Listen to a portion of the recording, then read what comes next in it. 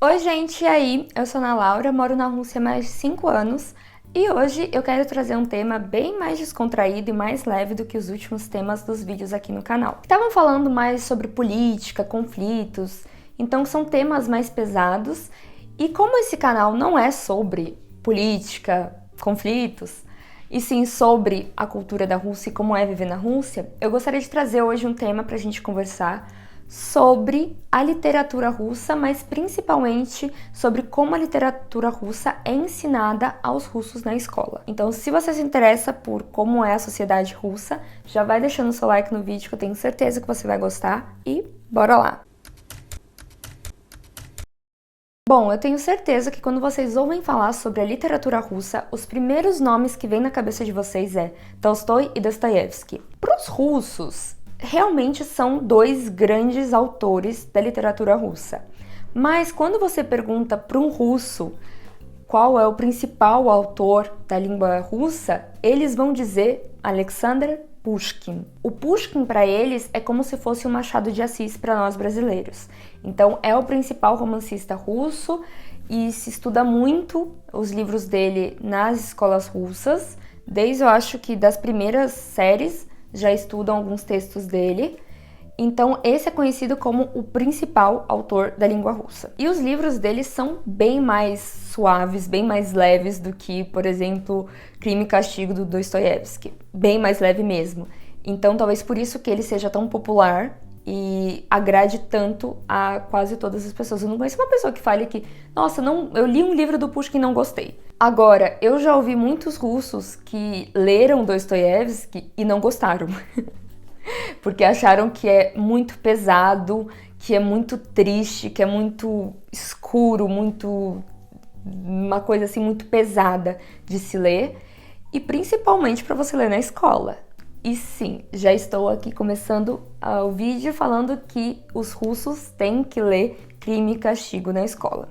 Mas é claro que, assim como no Brasil, a gente tem alguns livros que a gente deveria ler, por exemplo, como Dom Casmurro, não significa que todo mundo realmente lê esses livros durante a escola, enquanto a pessoa está estudando.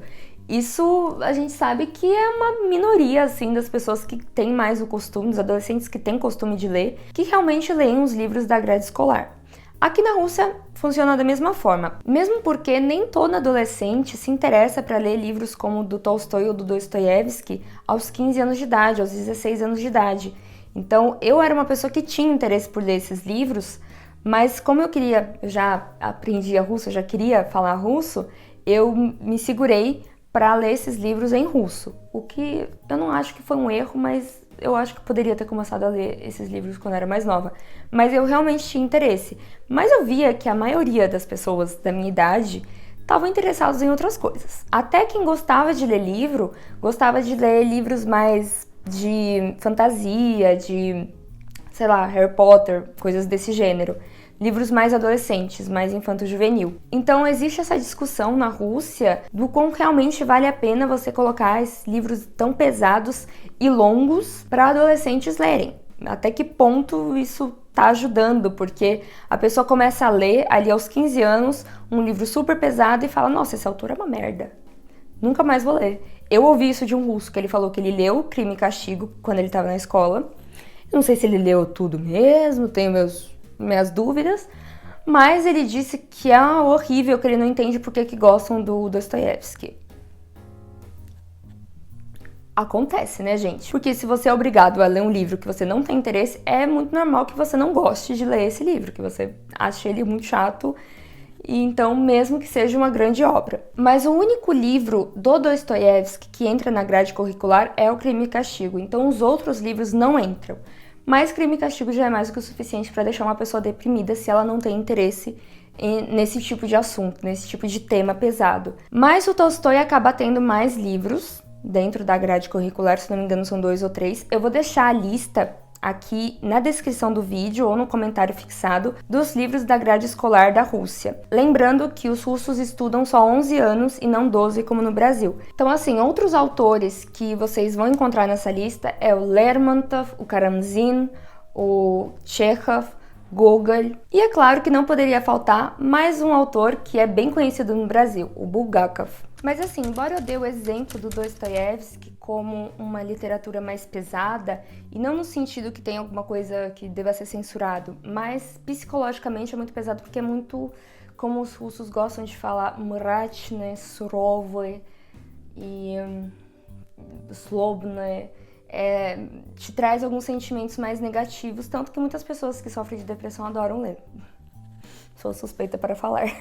Mas essa aura mais pesada da literatura russa não se encontra só nos textos... Meu Deus! Nossa, isso foi um vento, gente. Mas não se encontra só nas obras do Dostoiévski, mas também de quase todos os autores russos. Eles tendem a ser muito mais tristes e depressivos do que outros autores de outras nacionalidades. Então, de uma forma geral, os próprios russos acham que a literatura deles é pesada demais, principalmente para se ensinar para adolescentes.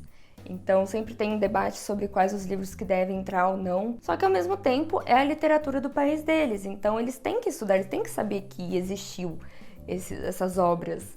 Por mais que eles não vão ler todos esses livros, é importante eles saberem que existiu e por que esses livros são tão importantes para a literatura do país. E assim, muitos desses autores que eu citei aqui para vocês, que os russos estudam na escola, eu estudei na faculdade preparatória aqui na Rússia, porque metade do curso, né, a gente estuda só russo e a outra metade a gente estuda algumas matérias que são relacionadas com a matéria que a gente vai estudar na faculdade. Então, como eu ia fazer relações internacionais, eu estudei história, sociologia, literatura e geografia. Então, óbvio que em literatura a gente conheceu todos esses autores que eu citei aqui e a gente leu um livro, pelo menos eu li esse livro, não sei se todo mundo leu, Bedna Elisa, do Karamzin. Bedna Elisa, ai meu Deus, falando em russo.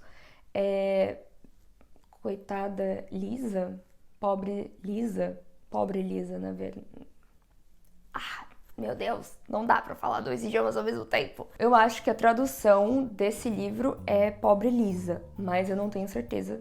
Pelo menos a tradução literal é isso. Do Karamzin. É um livro bem curto, romance, e óbvio tem um final trágico, porque a literatura russa, ela tem que ser trágica, ela tem que ser triste, depressiva. Eu, particularmente, adoro isso, mas eu entendo que muitos russos não gostem da própria literatura justamente por ter esse tom mais pesado. Quanto a outros autores, como, por exemplo, Dostoiévski, o Gogol, que eu tenho muita vontade de ler, eu comecei a ler e em 2020 eu comprei livros do Dostoiévski, do Gogol, comecei a ler, só que assim, o nível de russo que eu tinha ainda não dava para ler, porque... Tipo, em uma página do livrinho pequeno, tinha 20 palavras que eu não sabia o que significava. Então, é óbvio que não dá pra você ler, a cada página você tem que traduzir 20 palavras. Mas assim, é óbvio que não tem como você ler e tirar algum prazer da literatura se a cada página você tem que parar pra traduzir 20 palavras. Então eu falei, não, deixa quieto, daqui uns anos eu volto a ler esses livros. Voltei a ler, faz pouco tempo, mas como eu voltei para a Rússia, eu não pude trazer tudo que eu tinha levado para a Polônia. Então eu não trouxe os livros de literatura russa, porque aqui na casa do Anton eles têm muitos livros. Mas assim, muitos mesmo. Eu acho que eles chegam a ter 1000 livros dentro de casa, de boa. De boa, eles têm uma biblioteca. Então assim, é muito livro e tem todos os clássicos da literatura russa. Então eu não precisava trazer o livro. A única coisa chata é que agora eu vou ter que pesquisar aqui nessa biblioteca da casa, achar o livro e achar a parte em que eu parei. Mas assim, quando eu voltei a ler esse ano, eu já entendia muito mais. Mas assim, muito mais. Os livros, agora eu sinto que eu consigo ler. Dostoiévski e Gogol, que são talvez os que eu tenha mais interesse em ler. E o Bulgakov, porque eu tenho muito interesse, tem vários livros que eu tenho interesse. Não são os que eu tenho mais interesse, os livros, mas em quantidade são, talvez, junto com o Dostoiévski, os autores que eu tenha mais interesse em ler mais livros deles. E dando uma explicação do porquê a família do Anton tem tantos livros em casa, é porque a mãe do Anton, ela é apaixonada por livros, ela lê muito, e o pai do Anton também gosta de ler. Os dois já leram todos os clássicos da literatura russa, eles são pessoas super cultas, são chamados na Rússia de inteligente, o que seria pra gente no Brasil intelectuais. né? Então eles têm muitos livros, eles já leram um monte de coisa. Então estar morando no apartamento deles faz com que eu tenha toda uma biblioteca gigantesca com livros super interessantes, porque eles se interessam muito por história e política. Então tem muitos livros que pra mim são muito interessantes. E de graça, né, gente? Não precisa comprar livro, tem um monte. Mas me digam aí nos comentários quais os autores russos que vocês já leram em português, ou talvez você tenha lido em russo. E digam aí quais autores vocês gostariam de ler, quais livros vocês gostariam de ler da literatura russa. E se você gostou desse vídeo, já deixa o seu like, se inscreva no canal para não perder mais nenhum vídeo sobre a cultura da Rússia. E é isso. Mua! Paca, paca.